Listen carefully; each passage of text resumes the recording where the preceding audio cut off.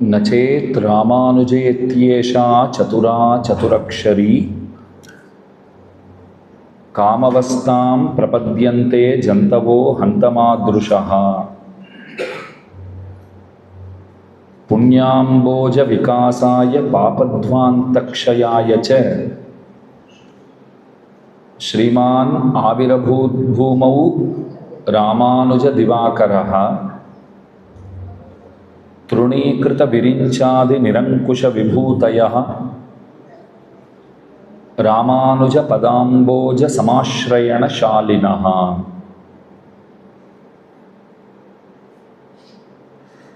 हमारे संप्रदाय अनादि वैदिक सिद्धांत है करके कल हमने बताया था। प्राचीन संप्रदाय है, पुरातन संप्रदाय है, फिर भी रामानुजाचार्य स्वामी जी महाराज ने जिस तरह प्रचार किया उसे देखकर स्वयं रंगनाथ भगवान इस संप्रदाय को रामानुज संप्रदाय करके पुकारने लगे। तब से लेकर के हमारा संप्रदाय का नाम यम्पेरुमानार दर्शनम हो गया, रामानुज संप्रदाय। हमारे धर्म में अन्य श्री वैष्णवों के साथ कैसे व्यवहार करना चाहिए, इस बात को अधिक महत्व देते हैं। भागवतों के साथ व्यवहार हमें कैसे करना चाहिए ये मालूम होना बहुत जरूरी है। जैसे औरों के साथ, संसारियों के साथ जिस तरह व्यवहार करते हैं उस तरह व्यवहार श्री वैष्णवों के साथ कभी नहीं करना चाहिए। इसलिए संप्रदाय में परिभाषा को अधिक महत्व देते हैं। आप आइए हमारे साथ, ऐसे किसी से हम बुलाते हैं, किसी को बुलाते हैं, किसी से कहते हैं आप आइए हमारे साथ, ऐसे बोलने में कोई आपत्ति तो नहीं है, परंतु विशेष रूप से एक महात्मा को हम बुलाना चाहते हैं तो विशेष रूप से उन्हें कैसे बुला सके ये मालूम होना बहुत ज़रूरी है। व्यक्ति कोई सामान्य हो तो बोलेंगे आप आइए हमारे साथ। श्री वैष्णवों के साथ बातचीत करते समय हम बोलेंगे कि दास के साथ कृपया आप पधारिए, हमारे साथ आप आइए और दास के साथ कृपया आप पधारिए। तो ये जो है, ये व्यवहार करने की जो तरीका है, एक एक बात में अत्यधिक ध्यान दे करके व्यवहार करना जरूरी है।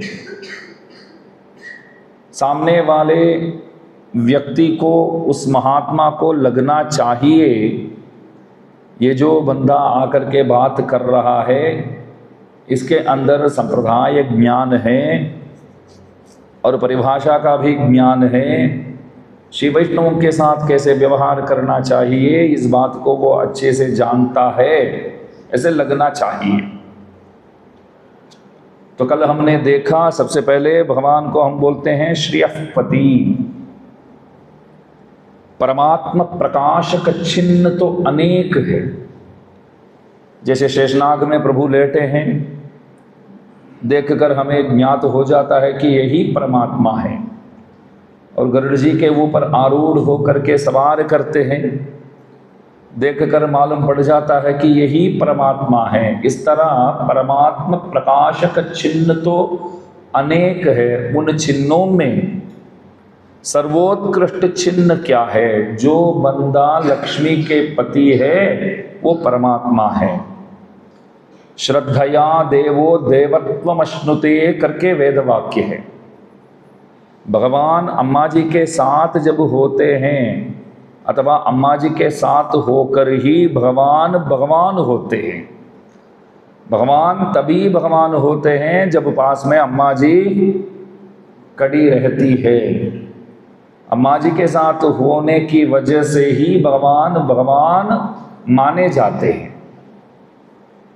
पुरुष सूक्त में भी कहा गया, ह्रीश्चते लक्ष्मीश्च पत्न्यौ अहोरात्रे पार्श्वे नक्षत्राणि रूपम ह्रीश्चते लक्ष्मीश्च पत्न्यौ। परमात्मा कौन है? तो पुरुष सूक्त कहता है श्री महालक्ष्मी जी और भूमि देवी, ये दोनों जिनकी पत्नियां हैं वो परमात्मा हैं। तो पहचान जो है प्रभु की पहचान अम्मा जी से ही करते हैं। अम्मा जी के पति है करके प्रभु की पहचान किया जाता है। इसलिए हम बोलते हैं कि श्रीयपति। और वो जो जुगल है उसको कहते हैं दिव्य दंपति बोलते हैं। दंपति जगताम पति करके वेदांत देशिक स्वामी जी महाराज वखाण करते हैं, तारीफ करते हैं। तो दिव्य दंपति बोलते हैं। और सुबह स्नान करके ही हम बोलेंगे तिलक लगाना है तो क्या बोलेंगे? तिरुमण लगाना है, तिरुमण काप लगाना है। तो ये तिरुमण काप लगाना है करके बोलना भी मालूम होना जरूरी है और तिरुमण काप लगाना भी बहुत जरूरी है। कई लोग ऐसे होंगे कि तिरुमण काप शब्द को जानते होंगे, कैसे बोलना चाहिए तो बोलेंगे तिरुमण काप लगाना है, ऐसा ही बोलना चाहिए। तिलक लगाना है करके नहीं बोलना चाहिए। ये सब जानते होंगे, परंतु तिरुमण काप लगाने की बात आती है तो बोलेंगे कि कभी कभार लगाते हैं, रोज नहीं लगाते हैं। ये गलत बात है, रोज तिरुमण काप लगाना चाहिए। और कोई कोई प्रश्न ये भी पूछते हैं कि स्वामी जी महाराज शाम को हम स्नान करना चाहते हैं अथवा मुंह धोना चाहते हैं तो कर सकते हैं कि नहीं? पहले ज़माने की बात है, जैसे दास के पिताजी और अन्य भी, आज भी कई लोग ऐसे ही है। जैसे वरदराज स्वामी जी भी सुबह लगाते हैं तो शाम को नहीं लगाते हैं, तो दास भी आज सुबह लगाया, आज शाम को तो नहीं लगाया। लेकिन ये अपने अपने शरीर के हिसाब से, गर्मी के हिसाब से आप उसका फैसला आप कर सकते हैं। तो शाम को स्नान करना हो अथवा मुंह धोना हो तो उसके बाद पुनः तिलक लगाना चाहिए, तिरुमण काप लगाना चाहिए, वो जरूरी है। कभी ललाट जो है वो काली रखना नहीं चाहिए सबसे पहले। इसलिए शाम को स्नान करते हैं अथवा मुंह धोते हैं तो पुनः तिरुमण काप लगाना चाहिए। और सुबह स्नान करने के बाद तिरुमण काप लगाते समय उचित स्थानों में 12 तिलक लगाना भी जरूरी है। लेकिन आचार्यों ने एक व्यवस्था किया है, यदि रोज आप 12 तिलक नहीं लगा पाते हो तो 2 तिलक लगा लो। सबसे पहले जहाँ से शुरू करते हैं वहाँ लगा दो और जहाँ समाप्त करते हैं वहाँ लगा दो। और उचित स्थानों में उन भगवान के नामों का अनुसंधान किया करो। जैसे केशवाय नमः, नारायणाय नमः, माधवाय नमः, हाथ जोड़ते हुए केशवाय नमः, नारायणाय नमः, माधवाय नमः, गोविंदाय नमः। ये 12 तिलक हम लगाए या ना लगाए, उचित स्थानों में भगवान का आवाहन तो कर ही लेते हैं। वैसे ही अम्मा जी का भी श्रीयै नमः, अमृतोद्भवायै नमः करके शुरू करके अम्मा जी के भी विशेष 12 नामों का अनुसंधान किया जाता है। और प्रांगमुख हो करके, मतलब प्राची दिशा देखते हुए बैठ करके तिरुमण काप लगाने का वो विधान है, लगाने की विधान है। तो तिरुमण काप और तिरुमण पेटी बोलते हैं, तिलक पेटी को तिरुमण पेटी बोलते हैं। और बीच में जो लगाते हैं, जो लाल जो लगाते हैं, श्रीचूर्ण बोलते हैं। ज़्यादातर लोग कुमकुम बोलते हैं, कंकु बोलते हैं, वो गलत है, श्रीचूर्ण बोलना चाहिए। और ये जो पासा जो आता है उसको पासा बोलने की जगह तिरुमण कदिर बोलते हैं, वो भी ध्यान में रखने योग्य बात है। तिरुमण कदिर बोलते हैं। और श्रीचूर्ण सब जानते ही हैं, जो लाल वाली बीच में जो लगाते हैं वो श्रीचूर्ण बोलते हैं। और शिव वैष्णव लोग जो है ऊर्ध्व पुंड्र लगाते हैं, नीचे से ऊपर की ओर। ये गद्दी लगाते समय भी ज़्यादातर दास लोग भी ऊपर से नीचे की ओर खींच लेते हैं, लेकिन वो सही नहीं है। ऊपर से नीचे की ओर खींचना सही नहीं है, नीचे से ऊपर की ओर खींचना चाहिए, तभी वो ऊर्ध्व पुंड्र है। हम सब नीचे आए हुए हैं और आशा रखते हैं, विचार करते हैं कि ऊपर की ओर हम जाए, अधोगति में नहीं जाने का है। नरक इत्यादि जो है सब अधोगति है। तो ऊर्ध्व पुंड्र हम इसलिए लगाते हैं कि अधोगति से जाने से बचाने वाली चीज है करके, और हम लोगों को नीचे से ऊपर की ओर ही जाना चाहिए, वैकुंठ परमाकाश ही जाना चाहिए। तो उस बात को ये सूचित करता है कि नीचे से ऊपर जाना है करके।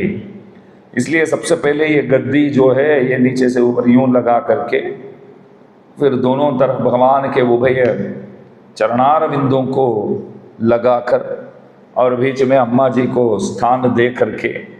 और यहाँ तो ज़्यादातर हम सब सही ढंग से त्रिमण काप लगाए हैं। कोई कोई तो बस अम्मा जी को बीच में जगह ही नहीं देते। अम्मा जी को तो बीच में तो बहुत परेशान होकर के बैठना होता है। जैसे पहले बस में जाते थे समझो, तो सीट में 3-4 बैठ जाते थे, तो तब तो परेशान तो हो ही जाते थे। तो ठीक उसी प्रकार अम्मा जी को भी लोग परेशान करते हैं।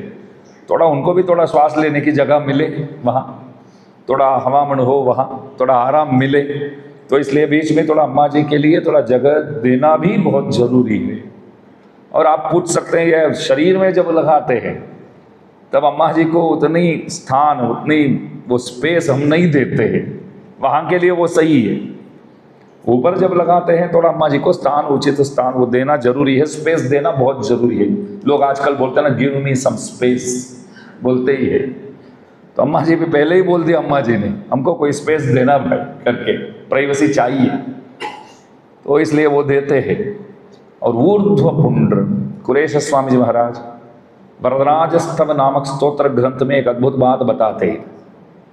हम सब ये जानते हैं कि ये दो जो है भगवान के उभय पादार विंद है, चरणार विंद है, और बीच में अम्मा जी विराजती है। हम ललाट पर लगाते हैं तो बात समझ में आता है। हमको तो भगवान के चरणार विंदों का धारण करना अनिवार्य है, बहुत जरूरी है। लेकिन मंदिर जाते हैं, भगवान के दर्शन करते हैं, तो वे भी तो ऊर्ध्व पुंड्र लगाते हैं। भगवान भी ऊर्ध्व पुंड्र लगा करके दर्शन देते हैं, वे भी धारण करते हैं। तो कुरेश स्वामी जी ने प्रभु से पूछा, ये जो है आप श्री के ही उभय चरण हैं, हम लोग धारण करते हैं, वो सही बात है। आप तो हमारे नाथ हो, हमारे स्वामी हो, हमारे मालिक हो। आप श्री किनके चरणार बिंदुओं को ललाट पर धारण करते हो, ये बताओ।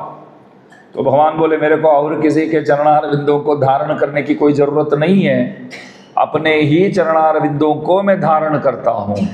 तब एक प्रश्न उठता है, आपको अपने ही चरणार बिंदुओं को धारण करने की क्या जरूरत थी? तब भगवान बोले, मैं इस चीज को मेरे चरणार बिंद समझ करके नहीं धारण करता हूं। आप लोग जब धारण करते हैं तो यूं मान करके, यूं समझ करके, मतलब ये भगवान के उभय चरण हैं करके समझ करके आप लगाते हो। हम लगाते हैं तो क्या समझ कर लगाते हैं? हमको कुछ भी नहीं पता। हमारे भक्त गण इसे बहुत पसंद करते हैं, इसलिए हम भी पसंद करते हैं। भगवान का स्वभाव आप देखिए, भक्तों को जो पसंद है वो भगवान को भी पसंद है। भगवान ने देखा भक्तगण कोई भी दिन त्रिमण काप नहीं छोड़ते हैं। कितने लोगों ने, आप लोगों ने दर्शन किया होगा, मेरे को पता नहीं है। मेलकोट में साल में एक बार एक उत्सव मनाया जाता है, प्रतिष्ठा उत्सव बोलते हैं।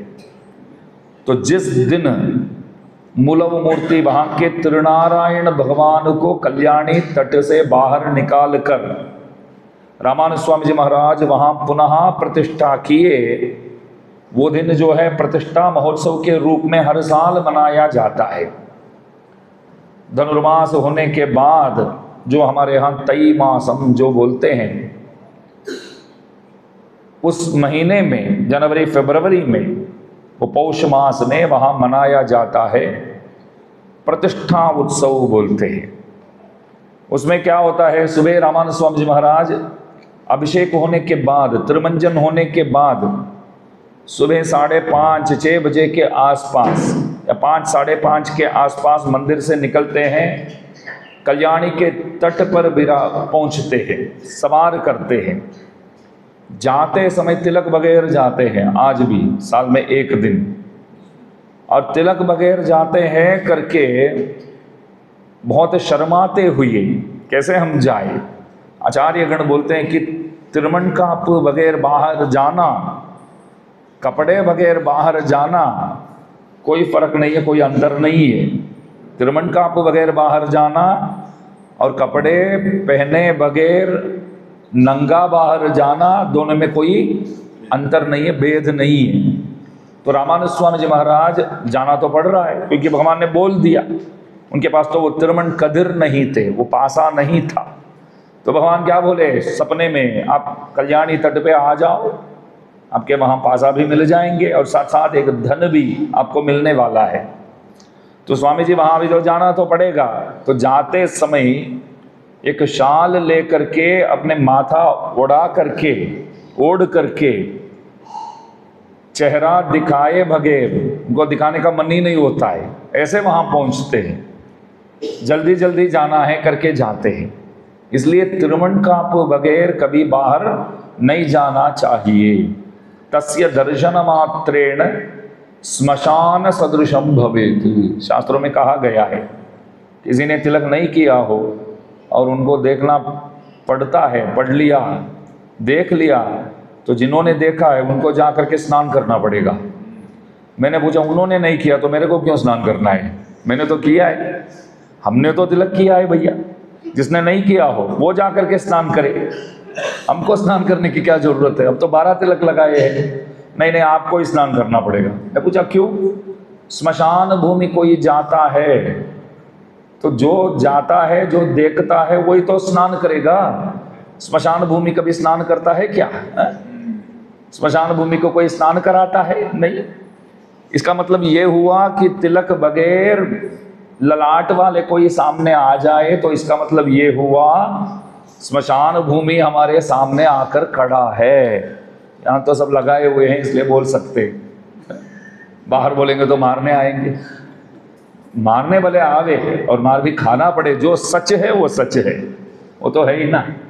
और तिलक भी दोनों भगवान के उभय चरणारविंदों का भी धारण करना आवश्यक है और अम्मा जी को लगाना भी आवश्यक है। कोई क्या समझते हैं कि बस श्रीचूर्ण लगा ले तो बहुत हो गया। बात सही है स्वामी जी आपकी, ललाट जो है वो खाली नहीं रखना चाहिए, खाली छोड़ना नहीं चाहिए, लेकिन हम बस वो श्री निकालते हैं क्योंकि श्री से तो सब पसंद करते हैं। अम्मा जी से लगाओ सबको रहती है, बस प्रभु से लगाओ थोड़ा कम रहता है। तो अम्मा जी की कृपा तो अवश्य चाहिए ही चाहिए। तो कई लोग क्या करते हैं आजकल, मात्र वो श्रीचूर्ण लगा देते हैं, वो भी एकदम पतली सी, आपको देखते ही आपको लगना चाहिए है भी सही अथवा है नहीं है क्या। ऐसे आपको शंका में ही रखना है, उनको क्या आपको शंका में ही रखना है। हमारे संप्रदाय में बताते हैं आप मात्र श्रीचूर्ण लगाएंगे तो आप रावण के बराबर होते हैं। रावण मैया से तो प्यार करता था, प्रभु से नफरत करता था। तो प्रभु से नफरत करता था, तो इसका मतलब ये हुआ हम ये भगवान के उभय चरणारविंदों को यदि नहीं लगाते हैं तो हम रावण के सदृश होते हैं। मैया को तो धारण कर लिया लेकिन प्रभु को छोड़ दिया। समझो कि कोई भगवान के उभय चरणों को लगाते हैं परंतु मैया को छोड़ देते हैं तो आप शूर्पणखा के सदृश हो जाते हैं। शूर्पणखा प्रभु से प्यार करती थी, मैया से नफरत करती थी। हमको तो विभीषण की तरह व्यवहार करना चाहिए। इसलिए ये उभय चरणारविंदों को लगाना भी आवश्यक है और बीच में श्रीचूर्ण को लगाना भी जरूरी है। तो भगवान को दर्शन करते समय आप उनके ललाट का भी दर्शन करेंगे और आप बोलेंगे प्रभु आप भी लगाए हैं। तो दो कारण है, प्रभु बोले कि मैं लगाऊं तो मेरे को देख करके लोग भी लगाएंगे। हाँ, प्रभु भी लगाए हैं इसलिए तो खुश है प्रभु, तो हम भी लगाएंगे तो हम भी खुश रहेंगे। उनको देख करके हम भी लगाना शुरू करेंगे करके प्रभु लगाए हैं तिरुमन कापू। और दूसरी बात, हम क्या बोलते हैं, भगवान को जो पसंद है वो हमें भी पसंद है। सद्भक्त तो वही बोलेगा, भगवान जो पसंद करते हैं उसे हम भी पसंद करते हैं। भगवान बोलते हैं भक्त जो पसंद करता है वो मेरे को भी पसंद है, भक्त को जो अच्छा लगता है वो मेरे को भी अच्छा लगता है। समझो, एक बार भगवान की धर्मपत्नी भूमि माता जो है कुछ कारणवशात यहाँ किसी महर्षि के पुत्री के रूप में वो रहने लगी, निवास करने लगी। हमारे दक्षिण में यहाँ नाचियार कोयल करके एक दिव्य देश है, तिरुनरयूर बोलते हैं। नरई माने मधु, हनी, तिरुनरयूर। तो वहाँ आज भी जो है अम्मा जी जो बताती है, अम्मा जी जो बोलती है, बस उसी के हिसाब से ही सब चलते हैं। इसका मतलब ये हुआ कि जो प्राधान्य देने की बात आती है तो अम्मा जी को ही वो प्राधान्य देते हैं। वाहन में बैठना हो तो भी पहले अम्मा जी बैठेंगे, बाद में ही भगवान बैठेंगे वहाँ। तो वहाँ अम्मा जी एक ऋषि के नहीं, इसके पास तिरुविण्णगर करके दिव्य देश है, तिरुविण्णगर करके दिव्य देश है। ओप्पिलियप्पन बोलते हैं, भगवान का अद्भुत नाम है ओप्पिलियप्पन। दास बताता है वो क्या, ओप्पिलियप्पन। ओप्पिलियप्पन का मतलब न तत्समश्च अभ्यधिकश्च दृश्यते, भगवान के सदृश भी कोई नहीं है और भगवान से बड़ा भी कोई नहीं है। वत्तार मिक्कार इलयाय मामाया, इसलिए तो भगवान को बोल, एक भक्त ने कहा दरिद्र नारायणाय नमः। बोले भगवान के पास कोई दारिद्र्य है, किसी भी बात की कमी है भगवान के पास? वे तो अवाप्त समस्त काम है, सभी चीजें भगवान के पास भरपूर है। तो एक भक्त क्या बोले, दरिद्र नारायण बोले, प्रभु आप तो दरिद्र हो, आपके पास दारिद्र्य है।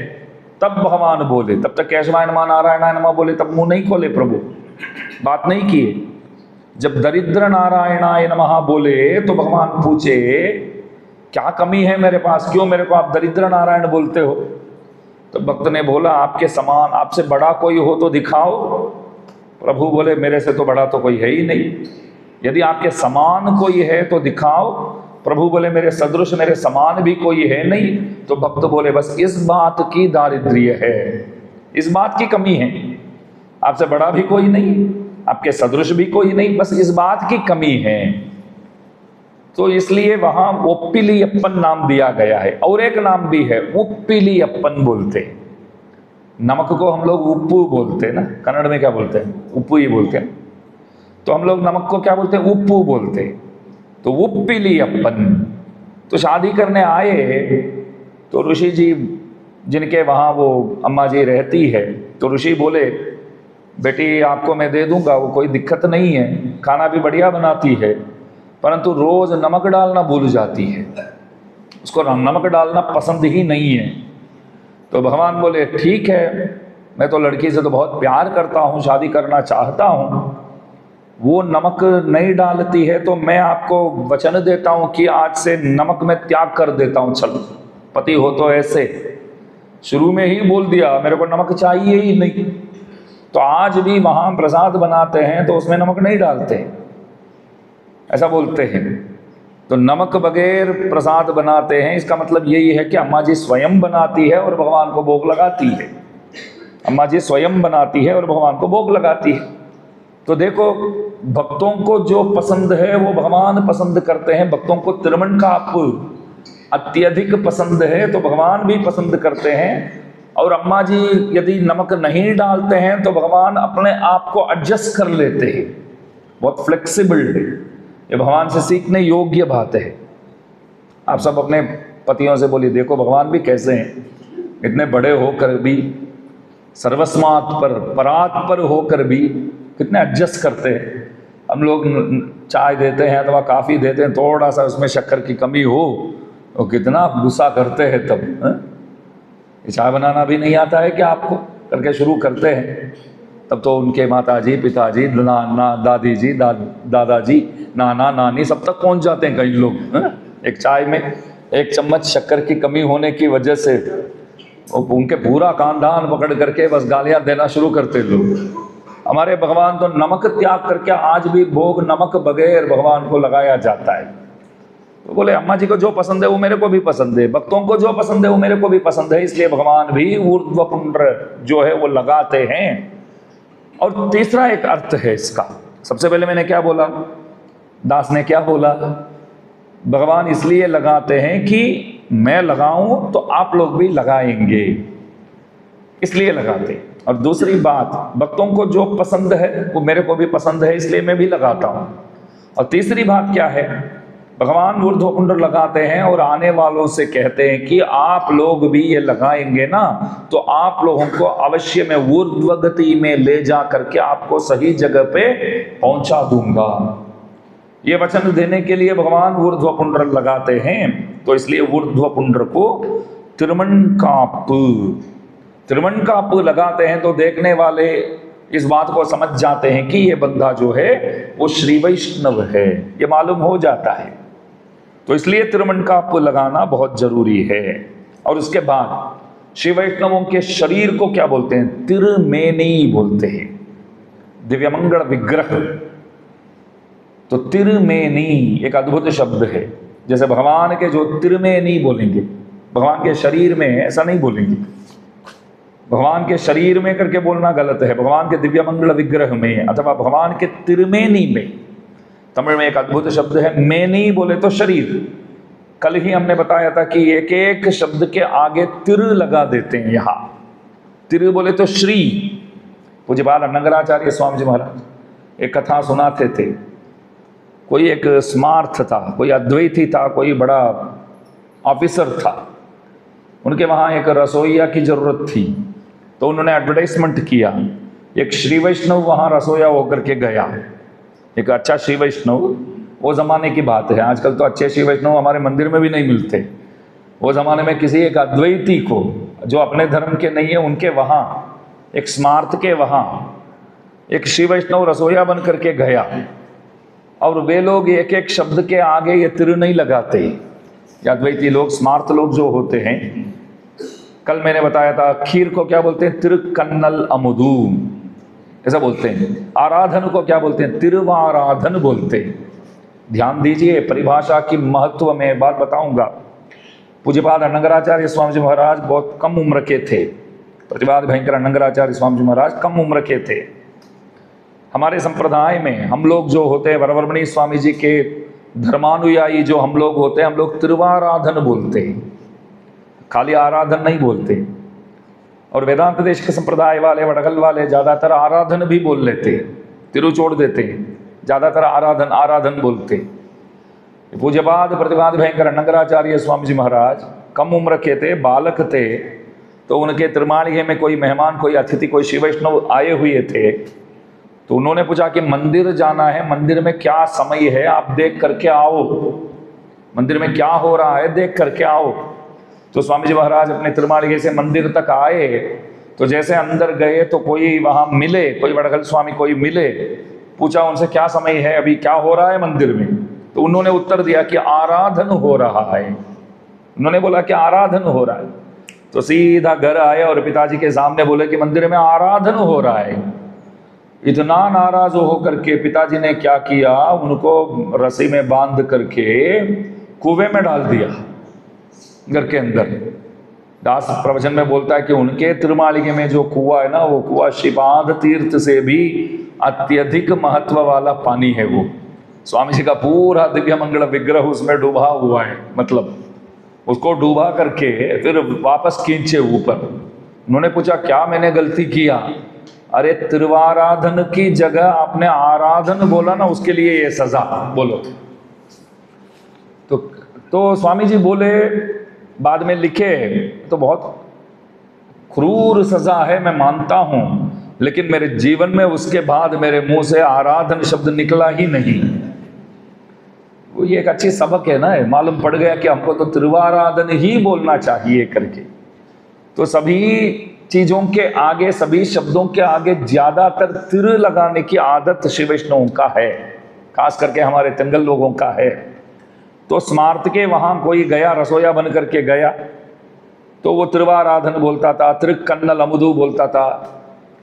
तो वो स्मार्त थोड़ा नाराज हो गए, बोले कि इधर आए हो ना तो मेरे हिसाब से चलो आप, ये बार बार एक एक शब्द के आगे तिरु लगाने की कोई जरूरत नहीं है। यदि तिरु लगाएगा ना तो तेरे को नौकरी से मैं हटा दूंगा, निकाल दूंगा मैं।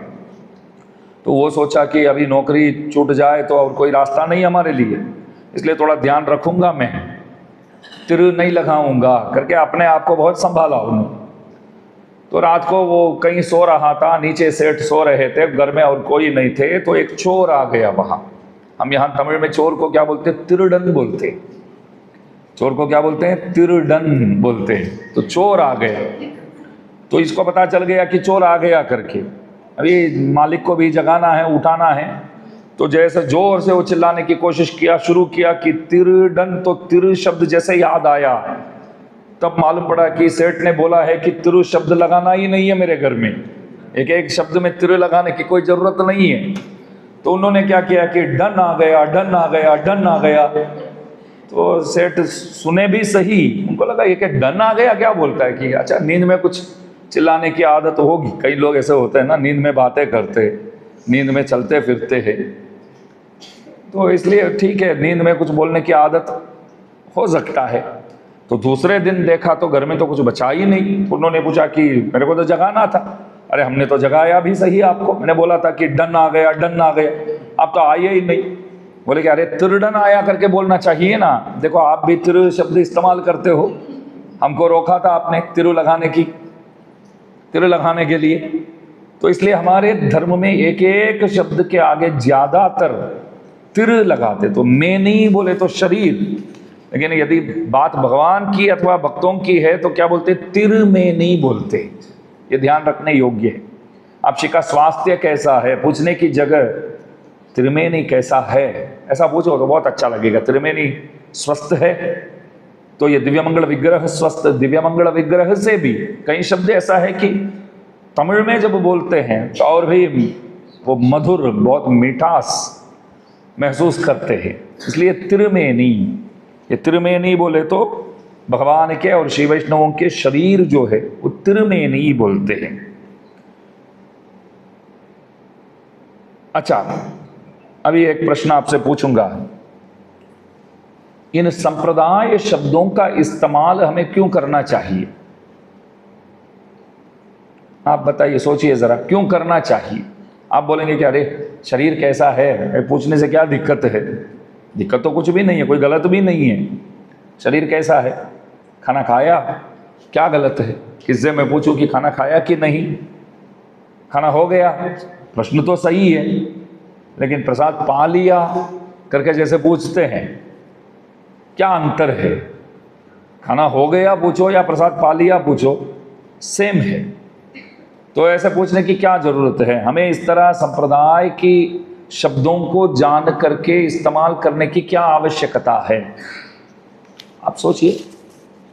तो सबसे पहले बताते हैं, देखो हम लोग हमारे पूर्वाचार्यों से अत्यधिक प्रेम करने वाले हैं, तो हम आशा करते हैं कि पूर्वाचार्यों ने जिन शब्दों का उपयोग किया है हमको भी उन लोगों की तरह उन्हीं शब्दों का इस्तेमाल करना चाहिए, उपयोग करना चाहिए। वे लोग जिन शब्दों की आदर किया है उन शब्दों को अपनाना हमारे लिए भी जरूरी है। मैं एक बात बताऊंगा, ये दिव्य प्रबंध पाठ तो हो ही रहा है, हाँ थोड़ा फास्ट हो रहा है क्योंकि 5 दिन का कार्यक्रम है और इधर भी सुबह से शाम, सुबह एक सवारी, शाम को एक सवारी, और बीच बीच में जो वक्त मिलता है तो, और गाने वाले पाठी जितने हैं स्वामी जी गण वे भी कम हैं, कम संख्या के हैं। आप तो बहुत लोगों को बुलाए हैं लेकिन गांव में ही यूं ही कम है अभी थोड़ा। आप लोग को तैयार है लेकिन गांव में संख्या कम होने की वजह से बहुत कम आ रहे। अच्छा ठीक है, स्तुति करते हैं तो एक बात मैं पूछना चाहूँगा, दास पूछना चाहेगा, अपने हिसाब से हम स्तुति नहीं कर सकते हैं? कुछ भी बोल सकते हैं ना भगवान के सामने जा करके, भगवान आप बहुत अच्छे हैं, आप बहुत ऊंचे हैं, आप परात्पर हो। हम अपने हिसाब से स्तुति तो कर ही सकते हैं, लेकिन पूर्वाचार्यों की श्री सूक्तियों को हम ले करके उन पद्यों को, उन पाशुरों का अनुसंधान हम क्यों करते हैं? हम अपने हिसाब से भी तो स्तुति कर सकते हैं ना, भगवान तो अपने ही है। अब जो भी बोलेंगे भगवान स्वीकार तो करने वाले ही है। क्यों पूर्वाचार्यों की बातों को हम पकड़ कर बैठे हैं? हम बोलते हैं कि देखो, हम आचार्यों की तरह, आचार्यों की तरह उतनी भावुक नहीं है। सबसे पहले हम अपने हिसाब से स्तुति करेंगे तो शायद प्रभु प्रसन्न नहीं होंगे, क्योंकि भगवान को प्रसन्न करा सके ऐसे शब्दों का इस्तेमाल करना हमारी वश की बात नहीं है। लेकिन आचार्यों की बातें, पूर्वाचार्यों की बातें भगवान को बड़ा अच्छा लगता है तो वे हम प्रस्तुत करेंगे तो भगवान आसानी से हमारे वश में आ जाएंगे। आज भी देखिए, प्रबंध पाठ करने वाले दिव्य प्रबंध पाठ, वो भी देखो दिव्य प्रबंध बोलते हैं। हमारे संप्रदाय में हम लोग दिव्य प्रबंध बोलते हैं। वेदांत देश के संप्रदाय वाले ज्यादातर प्रबंध ही बोलेंगे। हमारे यहाँ दिव्य प्रबंध बोलने की वो रिवाज है। दिव्य प्रबंध बोलना चाहिए, मात्र प्रबंध बोलना नहीं चाहिए ज्यादातर। तो दिव्य प्रबंध गाने वाले आगे जाते हैं। ध्यान दिया आपने? वरदराज भगवान की सवारी में आप देखो, अच्छे से आपको मालूम पड़ेगा। आगे दिव्य प्रबंध पाठी और पीछे वेद पाठी। ऐसा क्यों है? क्यों वेद पाठी आगे नहीं जाते? क्यों दिव्य प्रबंध पाठी पीछे नहीं जाते? वेद पाठी जो है, वेद का स्वभाव क्या है? विचिन्वन्ति वेदाः, भगवान की खोज में है वेद। ध्यान दीजिए, भगवान की खोज में है वेद, इसलिए वो भगवान को पीछा करता हुआ पीछे पीछे जाता है, भगवान को मैं पकड़ लूंगा करके। और दिव्य प्रबंध क्या है? दिव्य प्रबंध कहता है कि हमने पकड़ लिया भगवान को। जैसे हाथी को बांध करके खींच के कोई लाता हो, ठीक उसी प्रकार भगवान को लाते हैं। तो भगवान दिव्य प्रबंधों के पीछा करते हैं। वेद भगवान का पीछा करता है और भगवान दिव्य प्रबंधों का पीछा करता है। इसलिए दिव्य प्रबंध जो है, हम लोग आगे जाते हैं तो हम बोलते हैं कि हम खोज में नहीं लगे हुए हैं, हमारी खोज में भगवान लगे हुए हैं। इसका मतलब यह हुआ, दिव्य प्रबंध पार्टियों के पीछे प्रभु लगे हुए हैं, इसलिए दिव्य प्रबंध आगे, भगवान के आगे जाता है। तो दिव्य प्रबंध अथवा स्तोत्र जाल, आचार्यों के जितने भी स्तोत्र है वे सब जब हम अनुसंधान करते हैं, ध्यान दीजिए, प्रभु सुनते हैं तो उनको लगता है कि हम सहस्त्र गीत के कोई पाशुर बोले तो भगवान को लगेगा कि साक्षात षट्कोपसूरी आकर के गा रहे हैं। भगवान यूं समझने लगे, यूं समझ जाएंगे कि षट्कोपसूरी आकर के गा रहा है, अथवा पाणसूर्य आकर के, योगी वाहन स्वामी जी आकर के गा रहे हैं, प्रकाल सूर्य आकर के गा रहे हैं। इसलिए हमको उन पद्यों का अनुसंधान करना चाहिए। पूर्वाचार्यों की जो कृतियां है, श्री सूक्तियां है, उन श्री सूक्तियों का अनुसंधान करना चाहिए। इसका मतलब ये हुआ कि बड़ों को जो अच्छा लगा, हमको भी वो अच्छा लगना चाहिए और उन शब्दों का इस्तेमाल हमें करना होगा करके पूर्वाचार्यों ने जिस तरह व्यवहार अन्य शिव वैष्णवों के साथ किया है, उसी प्रकार हमको भी करना होगा करके उन शब्दों को जानकर अपने बातों में, व्यवहार में उन शब्दों को लगा करके तद अनुसार वार्तालाप करना जरूरी है। और दूसरी बात यह है, समझो कि किसी शिव वैष्णव से हम मिलने गए, वे हमसे बोले अमुदशय्य एळुंदरुळुगिरदा, एक प्रश्न है,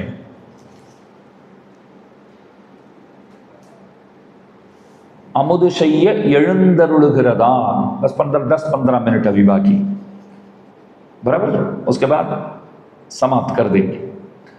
किसी से पूछे अमुदशय्य एळुंदरुळुगिरदा, समझो कि आप सब तो ठीक है उत्तर के हैं, यहाँ बाहर किसी को बुला करके मैं पूछूं, ये बिल्कुल एकदम शुद्ध तमिल शब्द है, अभी जो मैंने बोला वो, ये तो तमिलनाडु है, यहाँ तो सबके सब बोलते हैं कि तमिल वार्ड है, तमिल की जय, तमिल का मंगल हो, बहुत बोलते हैं इधर।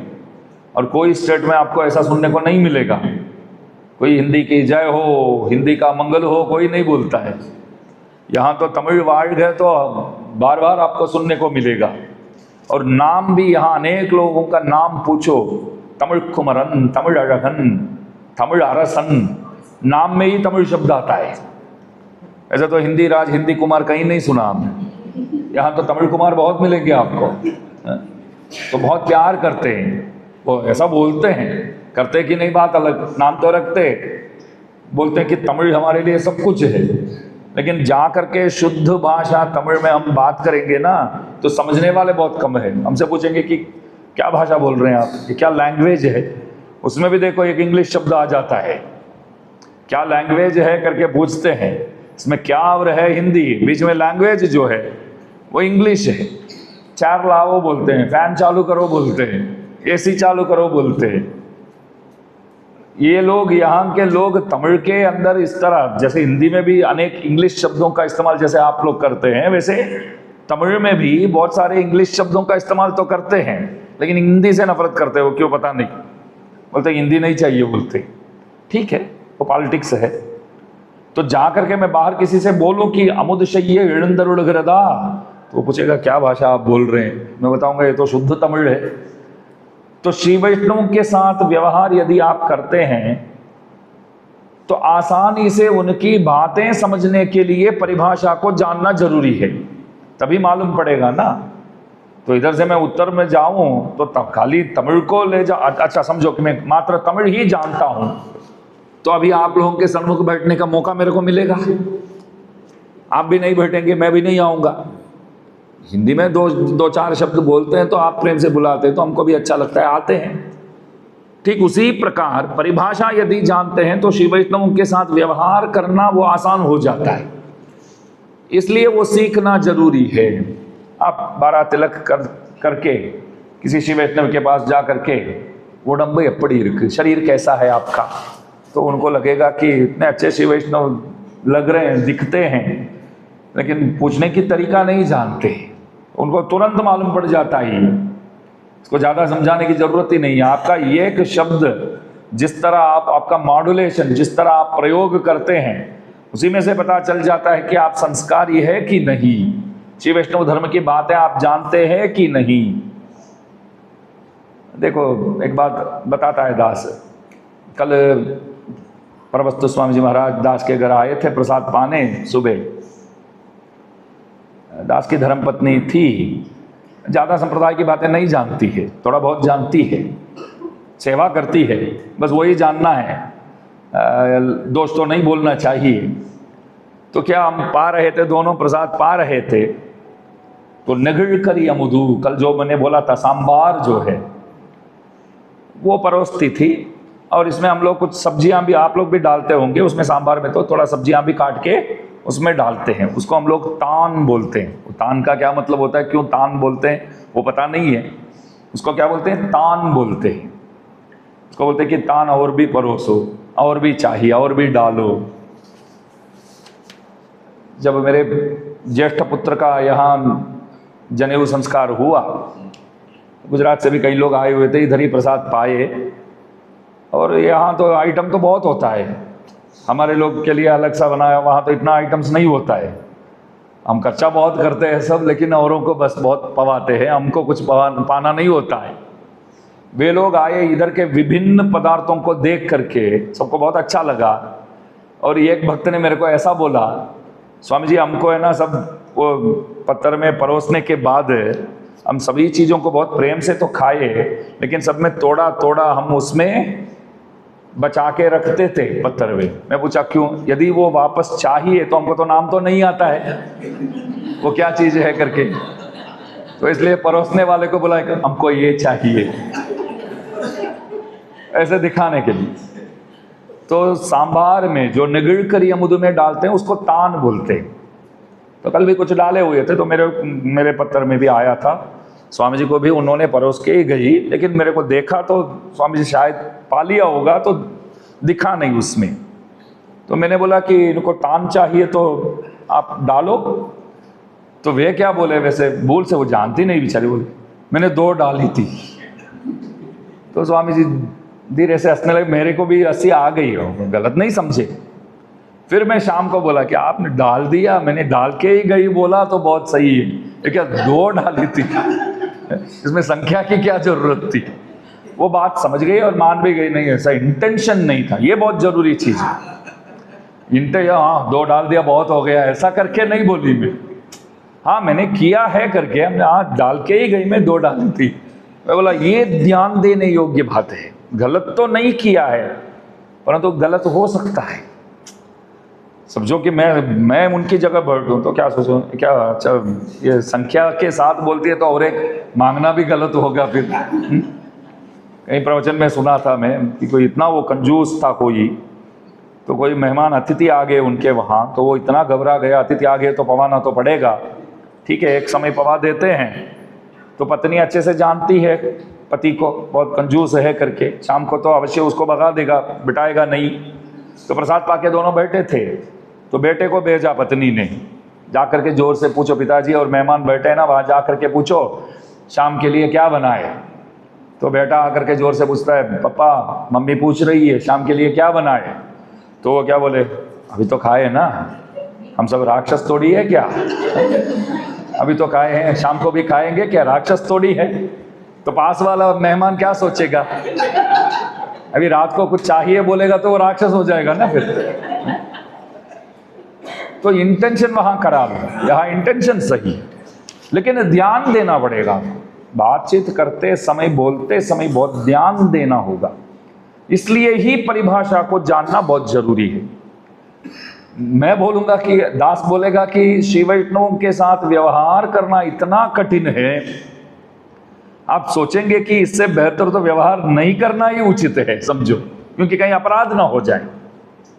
लेकिन वो फैसला नहीं लेना चाहिए, व्यवहार ही नहीं करना, ऐसी बात नहीं है। थोड़ा ध्यान पूर्वक, थोड़ा विचार पूर्वक, कोई अपराध ना हो जाए, उनके दिल में कहीं चोट ना लग जाए, वो थोड़ा ध्यान रखना पड़ेगा। इसलिए इन शब्दों को जानना बहुत जरूरी है, परिभाषा को जानना बहुत जरूरी है, ये दूसरा कारण है। और हमारे संप्रदाय की बातें जब कालक्षेप करते हैं तो अनेक शब्दों को आसानी से समझने के लिए परिभाषा की आवश्यकता है।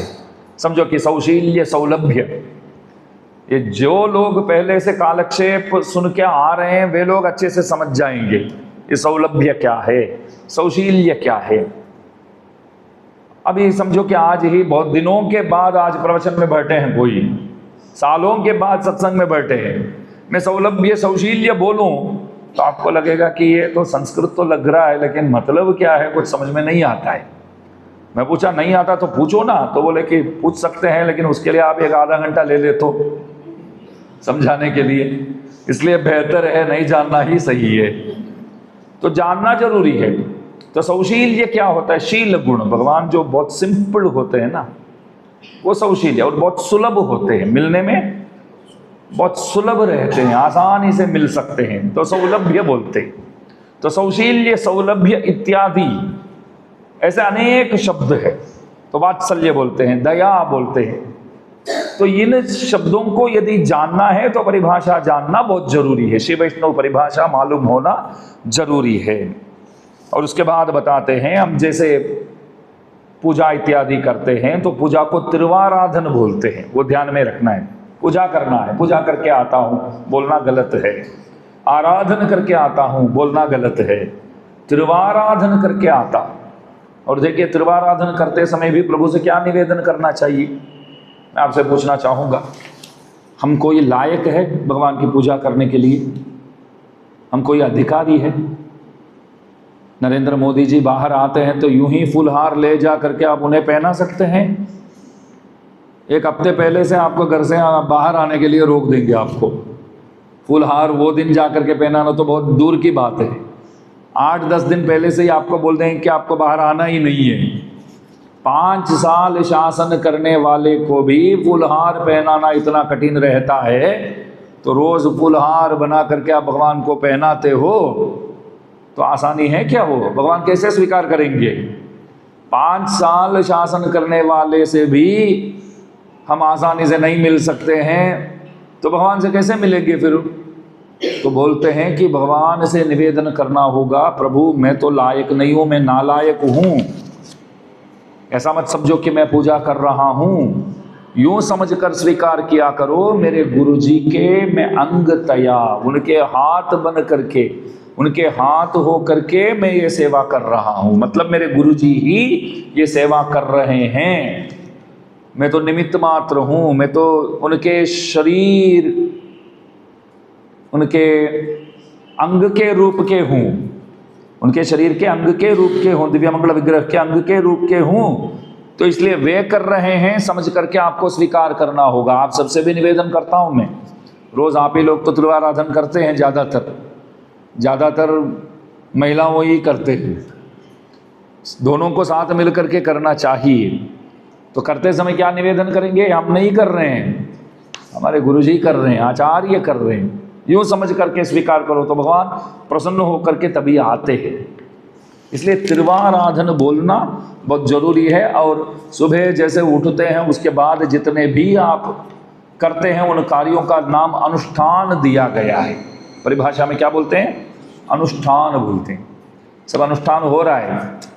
कोई हमारे घर में भी कोई शिव वैष्णव कोई मेहमान कोई आचार्य आवे तो कुछ अनुष्ठान हो गया कि नहीं, मतलब स्नान वान हो गया कि नहीं, तो अनुष्ठान शब्द बोलते हैं। और पीछे जैसे कि मलमूत्र त्याग करने जाते हैं तो कैसे बोलना चाहिए? वन बाथरूम जाते तो क्या बोलना चाहिए? अल्पशंका बोलते। और बहिशंका, टॉयलेट जाते तो बहिशंका, और मौनी हो करके जाना चाहिए। कई लोग तो आजकल तो न्यूज़पेपर वगैरह ले जाते हैं अंदर, पूरा पेपर पढ़ के ही बाहर आते हैं, मोबाइल ले जाते हैं, न्यूज़पेपर तो आउटडेटेड हो गए। फिर भी है लोग मजाक के लिए, किसी ने वो ये क्यों ले जाते हो? ये ले जाता हूँ तभी तो वहाँ महसूस होता है जा रहा हूँ। लोग ऐसे ऐसे उत्तर देते, वो सब नहीं करना चाहिए ना। वहाँ मौनी हो करके जाना चाहिए, बहुत ज़्यादा लंबे समय तक बैठना नहीं चाहिए। और आकर के हाथ पांव धो करके कुल्ला करना चाहिए। कुल्ला करते समय लेफ्ट साइड ही आपको थूकना होगा। वॉश बेसिन में लेफ्ट साइड थूको, आजकल तो सब वॉश बेसिन में ही थूकते हैं, तो लेफ्ट साइड थूकना चाहिए। क्यों बताओ? राइट साइड में देवतागण होते हैं हमारे, तो देवतागण के ऊपर ना थूके। आप सबसे पहले कुल्ला करना जरूरी है, वो बोलना पड़ेगा। ब्रश करेंगे तो भी कुल्ला करना पड़ेगा। स्नान करके भी हाथ पांव धो करके कुल्ला करके, स्नान करके कपड़े पहनने के बाद हाथ पांव धो करके कुल्ला करना पड़ेगा, फिर आचमन करना पड़ेगा। तो ब्रश करके भी पांव धोना पड़ेगा, कुल्ला करना पड़ेगा। कई लोग ब्रश करते तो पांव नहीं धोते, कई लोग ब्रश ही नहीं करते, वो छोड़ दो। तो ब्रश करके भी हाथ पांव धो करके कुल्ला करना पड़ेगा। और बाथरूम जाते तो उसको क्या बोलते हैं? अल्पशंका और बहिशंका, ये परिभाषा है, तो ये भी मालूम होना जरूरी है। और उसके बाद प्रक्षालन बोलते हैं, पाद प्रक्षालन, पांव धोने की जो बात है उसको बोलते हैं प्रक्षालन बोलते हैं। और दंत धावन, दंत शुद्धि, ब्रश करने की जो क्रिया है उसको क्या बोलते हैं? दंत शुद्धि, दंत धावन बोलते हैं। और स्नान करने की बात आती है तो कैसे बोलते हैं? ये थोड़ा कठिन है, फिर भी बताता हूँ। तीर्थमाडधल, तीर्थमाडधल बोलते हैं। तीर्थमाडिटवरे, दास के पिताजी बोलते थे तीर्थमाडिटवरे। आजकल दास लोग कुड़चिटवरे ही बोलते हैं, स्नान करके आते ही बोलते हैं। अभी याद आया तो हमारे पिताजी क्या बोलते थे, आज भी बड़े स्वामी जी सरकार जैसे लोग, बड़े लोग कैसे बोलेंगे? तीर्थमाडिटवरे, तीर्थमाडधल। इसका मतलब भले अपने घर के अंदर बाथरूम में एक बाल्टी में पानी भर के ही हम स्नान करते हैं, फिर भी एक तीर्थ स्थान समझ करके वहाँ बैठ के आपको तो मन से तो कहीं भी पहुँच सकते हैं ना, टिकट लेने की कोई ज़रूरत नहीं है, तत्काल की झंझट नहीं है। मन से तो आप बद्री विशाल पहुँच सकते हैं, नेपाल पहुँच सकते हैं, श्रीरंगम पहुँच सकते हैं। तो आप गर्म पानी भर लिया बाल्टी में, बैठ गए स्नान करने के लिए, तब यूं ही मन से ही पहुंच जाओ, मैं बद्री का आश्रम में वो जो तप्त कुंड में उतरा हूँ वहाँ स्नान कर रहा हूँ। फिर वो डोल से पानी लेकर के स्नान करना शुरू करो। इसलिए भले घर के अंदर स्नान करते हैं, फिर भी पुण्य तीर्थों का स्मरण करना बहुत आवश्यक है। और स्नान करते समय कुछ तो कपड़ा पहन करके ही स्नान करना चाहिए, कपड़े बगैर स्नान नहीं करना चाहिए। स्नान शाटी बोलते हैं, वो भी ध्यान में रखिए। स्नान करने वस्त्र इस्तेमाल जो किया जाता है उस वस्त्र का नाम क्या है? स्नान शाटी बोलते हैं।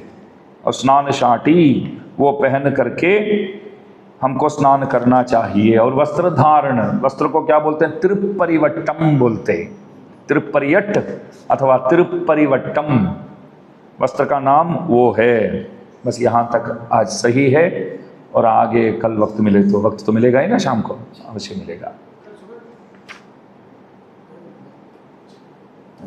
कल शाम को,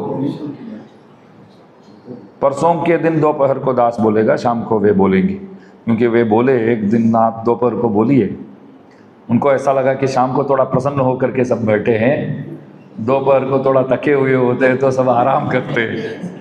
तो मेरे को बोला कि एक दिन आप बोलो ना दोपहर को, आप सुलाओ ना सबको। मैं बोला कोई बात नहीं, दास बोला एक दिन दास सुलाएगा सबको, आप शाम को सबको जगाओ, जगा के रखो। समय ही ऐसा है, तो आप भी थक जाते हैं ना सुबह से, कोई ये नहीं है। देखो आप लोग अच्छे से आराम करते हो ना, तो इससे ज़्यादा हमको क्या चाहिए। जो डॉक्टरों से भी नहीं होता है, हमसे हो जाता है। पिल्स वगैरह लेना नहीं पड़ता है, कराटा नहीं लेना चाहिए, बस आराम अच्छे से करो, कोई दिक्कत नहीं।